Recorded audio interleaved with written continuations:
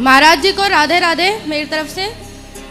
मेरा नाम सुमन है, मैं फरीदाबाद से आई हूँ। ठीक है, मेरा ये सवाल है कि मेरा मन बहुत चंचल है, तो उसके लिए मैं क्या करूँ? कहाँ चंचल होके जाता है मन? जैसे कि पढ़ाई करती हूँ, उसमें फिर मन इधर चला जाता है कि घूम लूँ, कुछ कर लूँ। ठीक है, वैसे तो करियर के लिए बहुत ज़्यादा मैंने सोच रखा है। ठीक है, करती भी हूँ पूरी मेहनत। ठीक है, भक्ति भी करती हूँ, कर्म भी करती हूँ, सब करती हूँ, पर उसमें फल नहीं नज़र आता और मन भी थोड़ा चंचल हुई है मेरा। तो मन घूमने फिरने में जाता है? हाँ। तो घूम लिया करो। घूम भी लेती हूँ मैं, फिर भी क्या कहते हैं, ये रहता है कि पढ़ाई करती हूँ, पढ़ाई में ध्यान नहीं जाता, उसके लिए मैं क्या करूँ? चलो, जब पढ़ाई पे ध्यान नहीं जाता तो घूमने पे जाता है, तब घूम के फिर पढ़ लिया करो, या ऐसा करो घूम घूम के पढ़ा करो। मन जाएगा कहाँ? घूम घूम के पढ़ो। घूम घूम के भी पढ़ चुकी हूँ मैं, फिर भी मन घूमता है। तो फिर कहाँ जाता है घूम घूम के? क्योंकि अब तो घूम ही रही हो, फिर कहाँ जाता है मन? मतलब कि पूरा पढ़ाई में ध्यान जा ही नहीं रहा। ऐसा है, मन जो है सबका ही चंचल होता है, उसका स्वभाव है। चंचलम ही मनः कृष्ण, बड़ा चंचल है ये मन। इसे कंट्रोल कैसे करें? हाँ। तो मन को जैसे बंदर को मंदारी नचाता है कि नहीं? हाँ, नचाता है। और बंदर नाचता है। हाँ। जबकि बंदर बहुत चंचल है। बिल्कुल। लेकिन चंचल बंदर को भी मंदारी ने कंट्रोल कर लिया कि नहीं? हाँ। कैसे किया आप बताओ? मार के, पीट के, या फिर उसको कब्जा करके, कुछ भी एनीथिंग। कैसे? थोड़ा सोच के बताओ जल्दी से। अच्छा, सही उत्तर दो। कैसे बंदर को मंदारी ने अपने हिसाब से नचाया होगा? नहीं पता गुरुजी, आप बताइए। बहुत लंबी प्रैक्टिस। बंदर को लंबे समय तक क्या कराता है मंदारी? नचाता होगा। बंदर को लंबी प्रैक्टिस कराता है, खाना कम, उसको थोड़ा मारता भी है, डांटता भी है, और लंबी प्रैक्टिस, अभ्यास नाम की कोई चीज समझती हो आप? हाँ। ऐसे ही जैसे साइकिल चलानी नहीं आती पर अभ्यास प्रैक्टिस करो तो आ जाती है। आपको गोल गोल रोटी बनानी आती है? नहीं। तो आपने प्रैक्टिस नहीं की होगी? नहीं की। तो प्रैक्टिस करोगी तो आ जाएगी कि नहीं? माता ने आज तक कराई नहीं मेरी। तो फिर आपकी माता लापरवाह है? नहीं। क्यों नहीं? माता कहती है कि पहले तुम क्या कहते हैं, पढ़ लो, पूरे जीवन तो रोटी भी बना ही सकती हो, अभी तो पढ़ाई की उम्र है। अच्छा, रोटी बनाना ये भी पढ़ाई का हिस्सा है कि नहीं? बिल्कुल है। कुछ लोग तो भोजन बनाने की पढ़ाई करते हैं। बिल्कुल बिल्कुल, मतलब ये भी एक पढ़ाई है। हाँ। इसलिए ये सारी जिम्मेदारी ना गृहस्थी। इसलिए आप जैसे बच्चे जो पढ़ाई लिखाई तो करते हैं पर गृहस्थी की जिंदगी में हाथ नहीं बटाते, यही बड़े बड़े पदों में जाके IAS IPS लोग ना फांसी लगा लेते हैं जरा सी टेंशन में, क्योंकि डिग्रियां तो पाली पर हालातों से लड़ना नहीं सीखा। हालातों से लड़ना नहीं सीखा। जो हालात, अच्छा ये बताओ, सदा अच्छा समय रहता है? नहीं, बिल्कुल नहीं रहता महाराज। इसलिए हर परिस्थिति के लिए हम रेडी रहें। पता नहीं कब हमें रोटी बनानी पड़ जाए, कब हमें किस परिस्थिति में रहना पड़ जाए।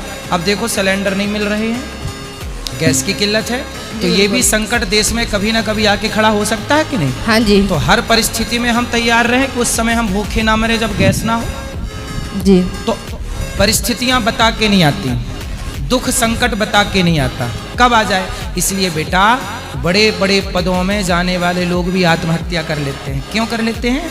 क्योंकि परिस्थितियों का सामना करना नहीं आता उन्हें। क्योंकि उनके माँ बाप ने केवल कहा बेटा पढ़ो पढ़ो पढ़ो, जैसे आपके माँ बाप कह रहे हैं बेटा पढ़ो। पढ़ना बहुत जरूरी है, पर हर परिस्थिति से गुजरना।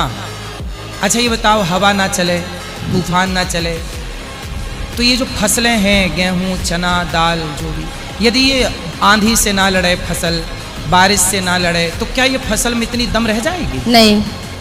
फिर इसलिए जो जितना परिस्थितियों से लड़ता है वह उतना मजबूत होता है। तो ये आपके माँ ने आपको नहीं बताया। इसलिए बेटा, पढ़ाई बहुत जरूरी है। नहीं नहीं, माता मेरी बताती है, यहाँ पे लापरवाही मेरी भी है, क्योंकि शुरू से नहीं किया तो शायद अब क्या कहते हैं, नहीं आदत हो रही है। इसलिए बेटा सीखो।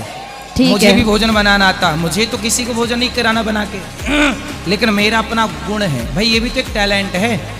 नहीं, खाना बनाना आता है, ऐसा नहीं है, खाना आता है पूरा। गोल गोल रोटी बनानी आएगी कब? जब प्रैक्टिस करोगे। हाँ। उसी तरह जैसे प्रैक्टिस करने से सब चीजें आती हैं, हाँ। ऐसे मन को धीरे धीरे समझाकर पढ़ाई में मन लगाने की प्रैक्टिस करनी पड़ेगी, मन की प्रैक्टिस।